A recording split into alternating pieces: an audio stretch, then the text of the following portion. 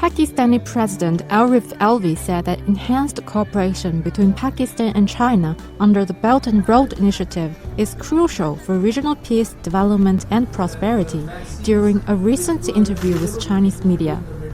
I think that's a very outstanding concept which has been picked up and will lead to regional peace and development. Development leads to peace also. So I believe in that context it is an important level of cooperation. The year 2023 marks the 10th anniversary of the BRI, as well as the 10th year of the China-Pakistan Economic Corridor, a flagship project of the BRI launched in 2013. Pakistan and China are very important partners in the BRI initiative, which was started maybe 10 years ago, out of which CPEC was the flagship. That is a concept which is very much appreciated in Pakistan and international politics.